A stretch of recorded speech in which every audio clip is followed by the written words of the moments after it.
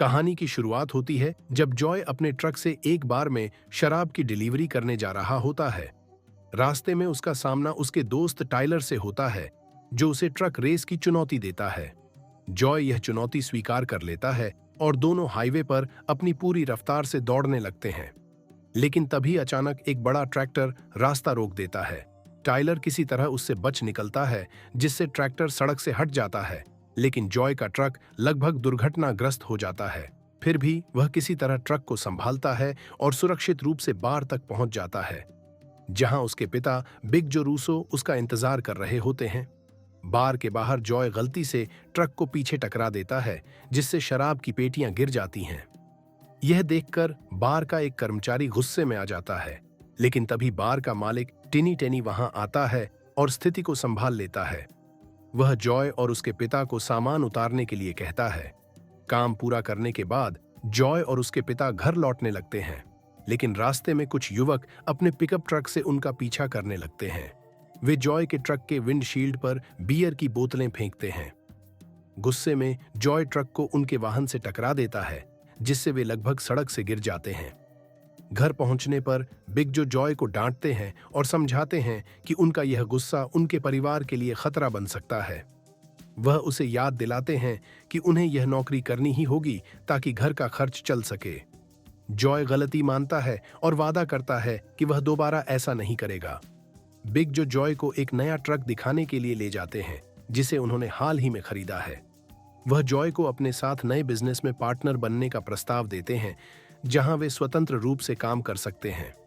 यह सुनकर जॉय बहुत खुश होता है। फिर दोनों घर लौटते हैं, जहां वे क्रिस्टन के जन्मदिन की तैयारियों में जुट जाते हैं। जॉय की छोटी बहन बहुत उत्साहित होती है, लेकिन जॉय ज्यादा देर नहीं रुकता, क्योंकि उसे अपनी प्रेमिका मिस्टी से मिलने जाना होता है। मिस्टी के साथ ड्राइव के दौरान वह जॉय को चेतावनी देती है कि उसे टिनी टेनी के लिए काम नहीं करना चाहिए।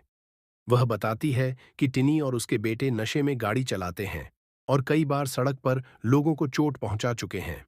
जॉय उसकी बात को हल्के में लेते हुए कहता है कि वह और उसके पिता सिर्फ पैसे के लिए काम कर रहे हैं। वह मिस्टी को भी सलाह देता है कि वह टिनी और उसके बेटों से दूर रहे। दोनों फिर अपनी रोमांटिक डेट पर चले जाते हैं। रात के अंत में जॉय मिस्टी को उसके घर छोड़ देता है। इस दौरान उसके पिता बिग, जो अपनी बेटियों को सुलाने के बाद अपने कमरे में जाते हैं, वहां उनकी पत्नी कैथी उन्हें शांत करने की कोशिश करती है, क्योंकि बिग, जो अपने बेटे के भविष्य को लेकर चिंतित होते हैं। कैथी उन्हें उनके नए बिजनेस के नाम की जैकेट देती है, जिसे देखकर बिग जो खुश हो जाते हैं। अगले दिन बिग जो और जॉय एक और डिलीवरी के लिए निकल जाते हैं, जबकि कैथी अपनी बेटियों को ड्राइव पर ले जाती है। लेकिन इस सफर में उनका सामना एक खतरनाक गिरोह से हो जाता है, जिसका नेतृत्व विक कर रहा होता है। हमेशा की तरह वे नशे में धुत होते हैं और कैथी को परेशान करने लगते हैं। भले ही उन्हें पता होता है कि उसकी कार में 2 छोटे बच्चे भी हैं। कैथी घबराकर उनकी गाड़ी से बचने की कोशिश करती है, लेकिन गिरोह उसे रास्ता नहीं देता। वे उसकी कार पर बियर की बोतलें फेंकने लगते हैं, जिससे वह नियंत्रण खो देती है और रुकने पर मजबूर हो जाती है।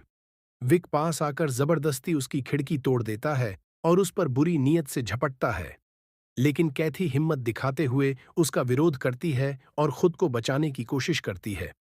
गुस्से में विक और उसके साथी कार का पीछा करने लगते हैं और उसे बार बार टक्कर मारते हैं, जिससे कैथी का वाहन बेकाबू होने लगता है। इसी दौरान दूसरी ओर से टाइलर का ट्रक तेजी से आ रहा होता है। कैथी घबराकर बचने की कोशिश करती है, लेकिन बहुत देर हो चुकी होती है। ट्रक उसकी कार से टकरा जाता है, जिससे वाहन गहरी खाई में गिर जाता है। इस भीषण हादसे में कैथी और उसकी मासूम बेटियों की दर्दनाक मौत हो जाती है। यह त्रासदी बिग, जो और जॉय के जीवन को पूरी तरह बर्बाद कर देती है। अंतिम विदाई के दौरान जॉय सदमे में होता है और मिस्टी उसे सांत्वना देने की कोशिश करती है, लेकिन वह समझ जाती है कि इस गहरे दुख से उबरने के लिए जॉय को वक्त चाहिए, इसलिए वह उसे अकेला छोड़ देती है। बिग जो के लिए यह हादसा असहनीय हो जाता है। वह घर में अकेले भटकता रहता है, अपनी बेटियों के पुराने खिलौनों को देखकर टूट जाता है, लेकिन कोई भी चीज उसका दर्द कम नहीं कर पाती। दूसरी ओर टिनी अपने बार में विक और उसके भाइयों पर गुस्सा निकालता है। वह जानता है कि उन्होंने बहुत बड़ी गलती कर दी है, लेकिन अपनी छवि बचाने के लिए वह जल्द ही अपने गुस्से को दबा लेता है ताकि उसका अवैध कारोबार प्रभावित न हो। कुछ दिन बाद विक को अदालत में पेश किया जाता है। वह खुद को निर्दोष साबित करने की कोशिश करता है और सारा दोष कैथी पर डाल देता है, यह दावा करते हुए कि दुर्घटना उसकी गलती थी। साथ ही वह यह भी इनकार करता है कि वह शराब के नशे में था। बिग जो यह सुनकर आगबबूला हो जाता है और अदालत में चीख पड़ता है, विक पर झूठ बोलने का आरोप लगाते हुए न्यायाधीश से सख्त कार्रवाई की मांग करता है, लेकिन जज उसे शांत रहने और सुनवाई को बाधित न करने की चेतावनी देते हैं। इसके बाद टाइलर की गवाही होती है। वह सच बताना चाहता है, लेकिन वकील उस पर दबाव डालता है कि क्या वह निश्चित रूप से कह सकता है कि विक और उसके भाइयों ने जानबूझकर कैथी की कार को टक्कर मारी थी। टाइलर इस बारे में पूरी तरह आश्वस्त नहीं होता, जिससे उसकी गवाही कमजोर पड़ जाती है। अंततः सभी पक्षों को सुनने के बाद न्यायाधीश फैसला सुनाता है कि विक के इरादतन दुर्घटना करवाने का कोई ठोस सबूत नहीं है, इसलिए उसे केवल $300 का जुर्माना और 1 साल की जेल की सजा दी जाती है। यह सुनकर बिग जो और जॉय सन्न रह जाते हैं। विक ने उनका पूरा परिवार तबाह कर दिया था और अब यह मामूली सजा उनके घावों पर नमक छिड़कने जैसा था। लेकिन न्यायाधीश सिर्फ अपील करने का विकल्प देकर मामले को बंद कर देता है। इस फैसले से आहत और क्रोधित बिग जो और जॉय कोर्टरूम से बाहर निकल जाते हैं। टाइलर जॉय को समझाने की कोशिश करता है, लेकिन जॉय गुस्से में उसकी कोई बात नहीं सुनता। दूसरी ओर टिनी और उसके बेटे बिग जो का मजाक उड़ाते हैं और उसकी सेवाओं को ठुकरा देते हैं। यह सुनकर बिग जो का गुस्सा और भड़क जाता है। गुस्से में भरा बिग जो सड़क पर चलता रहता है, लेकिन फिर अचानक वह टिनी के बार में जाने का फैसला करता है। वहां पहुंचने से पहले वह अपने बूट में एक बड़ा रिंच छिपा लेता है। बार के अंदर जाते ही वह और जॉय 2 शॉट्स ऑन ऑर्डर करते हैं। इसी दौरान टाइलर अपने ट्रक से बार के पास से गुजर रहा होता है। जब वह बिग जो की कार बाहर खड़ी देखता है, तो उसे शक हो जाता है कि जॉय और उसके पिता को मदद की जरूरत पड़ सकती है। उसका शक सही साबित होता है। विक और उसका भाई फिर से बदतमीजी पर उतर आते हैं। विक जॉय पर बियर का गिलास फेंक देता है, जिससे जॉय का गुस्सा भड़क उठता है। वह चुप नहीं रहता और विक की नाक पर जोरदार कोहनी मारता है, जबकि बिग जो विक के भाई को एक घूंसा जड़ देता है। बार में हंगामा मच जाता है। तभी टाइलर अंदर आता है और देखता है कि किसी ने बिग जो को मुक्का मारकर मेज पर गिरा दिया है। टाइलर फौरन उस आदमी पर हमला कर देता है और उसे घूंसे मारने लगता है। इस बीच टिनी का छोटा बेटा गुस्से में अपनी बंदूक निकाल लेता है और टाइलर को गोली मारने की धमकी देता है, लेकिन बिग जो तेजी से उठता है और अपने रिंच से टिनी को बेहोश कर देता है। मौके का फायदा उठाकर टाइलर टिनी की बंदूक छीन लेता है। लड़ाई खत्म होते ही बिग जो, जॉय और टाइलर बार से बाहर निकल जाते हैं। जॉय टाइलर का उसकी मदद के लिए शुक्रिया अदा करता है, लेकिन विक और उसके भाई इस अपमान को सहन नहीं कर सकते। वे तीनों से बदला लेने की कसम खाते हैं।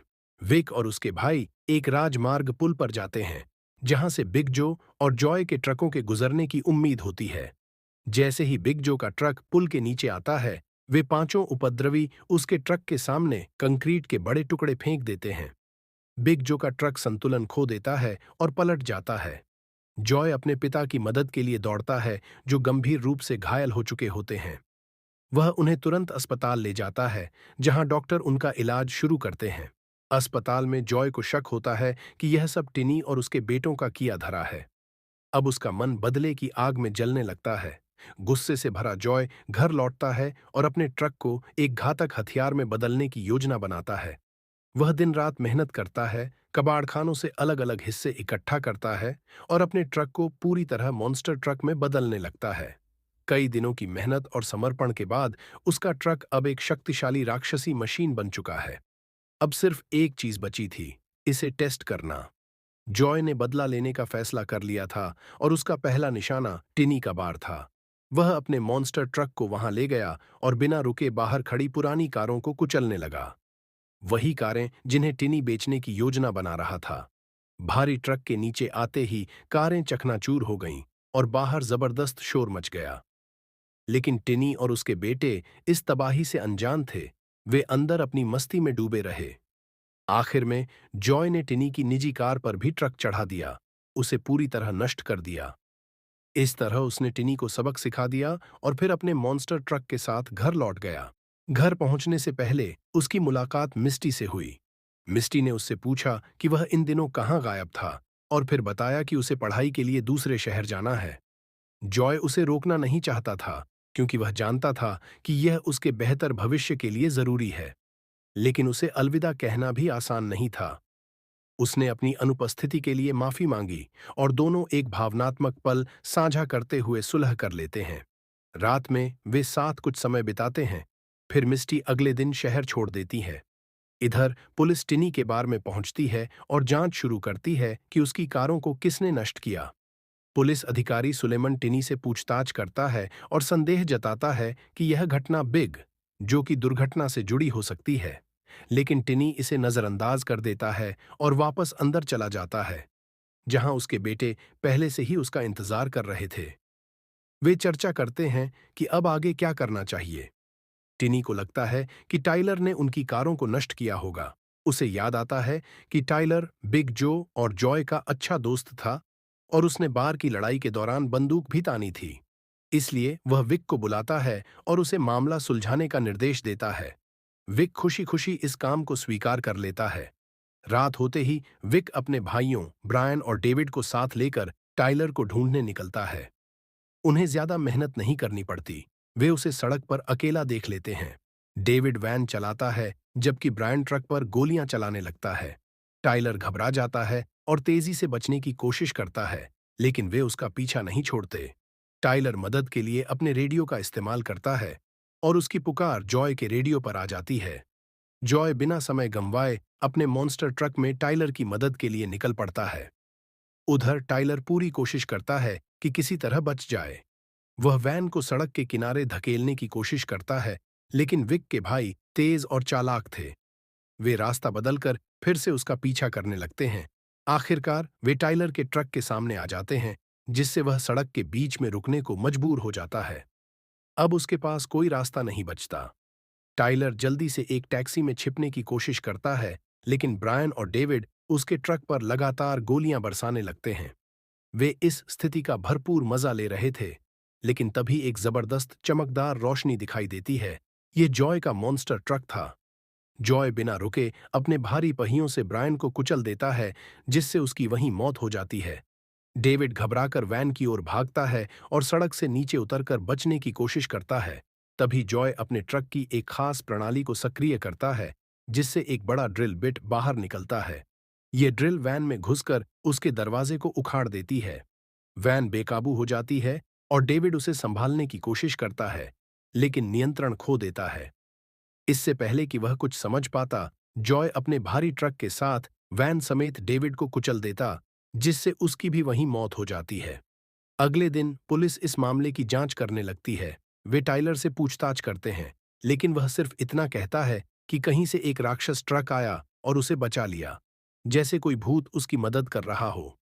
इस बीच टिनी अपने बेटे के साथ रात के खाने के लिए अपने बार में जाता है, लेकिन वहां का माहौल देखकर गुस्से में आ जाता है। उसके भाइयों की मौत का कोई शोक नहीं मना रहा था। क्रोधित होकर वह लोगों पर खाना फेंकने लगता है और चिल्लाकर कहता है कि अगर उन्होंने बदला नहीं लिया तो वह खुद उन्हें मार देगा। उसके बेटे सहमत हो जाते हैं और टिनी उन्हें जॉय के खिलाफ कार्रवाई करने का आदेश देता है। वह अपने दो भाइयों को जॉय के घर भेजता है, लेकिन दुर्भाग्य से उसी समय मिस्टी भी वहां जा रही होती है। वह जॉय को फोन करने की कोशिश करती है, लेकिन कोई जवाब नहीं मिलता। जब वह जॉय के गैरेज पहुंचती है, तो वहां पहले से ही टिनी के भाई उसका इंतजार कर रहे होते हैं। आगे की कहानी आपको पार्ट 2 में देखने मिल जाएगी, तो आपको यह कहानी कैसी लगी? हमें कमेंट में जरूर बताएं। धन्यवाद।